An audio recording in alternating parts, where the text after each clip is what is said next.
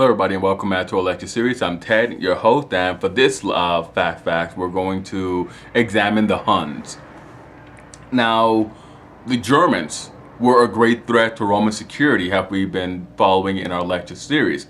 But the most dangerous group roaming around at this time were the Huns. The Huns were true nomads and they were true barbarians. They rode these sturdy Central Asian ponies. They fought exclusively from horseback, and they used these very powerful bows. They lived this very tough. They lived in a very tough, brutal society that was centered around raiding and attacking their neighbors, and at times each other. Now, the Huns were capable of covering vast distances on their horses. They also boasted this very fearful appearance, and the best attribute of the Huns were their skills as fierce warriors. For example, in a battle with the Visigoths, 300 Huns killed 1,100 Visigoths while suffering only 17 casualties. They were so ferocious that people often just moved away whenever they heard the Huns were approaching. Now, the Huns were thought to be the Xiongnu that we spoke of earlier.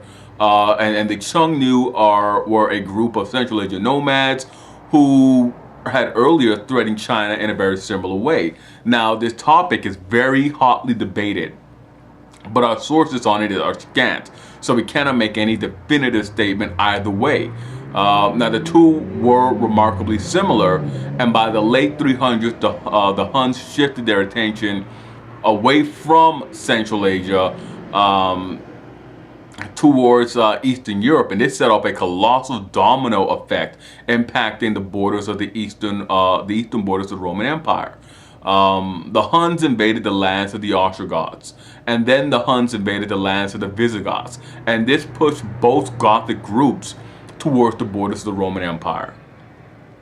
Now, the Huns, they would eventually turn their attention to Rome, to the Romans, and they first marched on the eastern provinces of the Roman Empire, and they plagued those provinces with raids that only ended when the Eastern Emperor paid tribute to the war bands.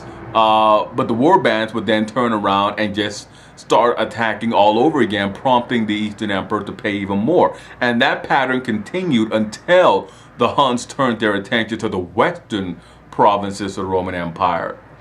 And under their most famous king, Attila, this westward movement of the Huns brought together the Romans, Celts, Visigoths, Franks, and Burgundians. And they all came together because they were motivated by a mutual fear of the Huns. And in 451, they fought the very bitter battle of Chalons, which resulted in a draw, and eventually the withdrawal of the Hunnic army.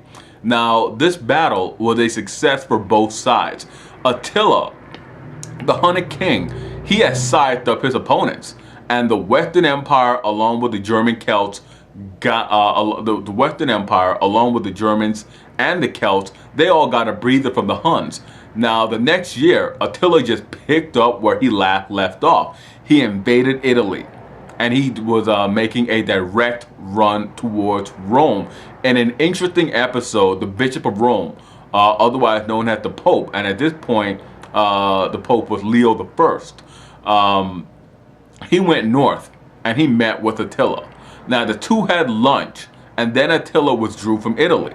Nobody knows what was discussed between the two. No one knows what Leo I said to Attila, or why Attila decided to withdraw from Italy. Christian sources say that Leo pointed up to the sky where Simon, later known as Peter, and Saul, later known as Paul, stood in the sky with flaming swords, and that Attila was frightened by the image of those two early Christian leaders and decided to withdraw. Other sources say that Leo simply offered Attila a huge bribe, and that Attila, satisfied, took the bribe and left. Other sources say that disease crept into the Hunnic army and that Attila was forced to withdraw before his army deteriorated. deteriorated while on campaign. Now, whatever the case, Attila left. He left Italy, he ended the campaign, and on his way back, he stopped off and he married a young German girl on the way back home. And at the marriage ceremony, he drank too much, ate too much, and died in his bed. Europe was saved, Western Europe was saved. Without the leadership of Attila, the Hunnic army and the Hunnic Empire splintered as his sons fought each other for primacy. The Huns will remain on the scene. They will still be formidable fighters, but they will never be as serious of a threat again. And that ends our fast fact on the Huns. It's a very sad end for what could have been a very promising career for the Huns as conquerors. As conquerors and as hegemonic figures in Western, Central and Western Eurasia.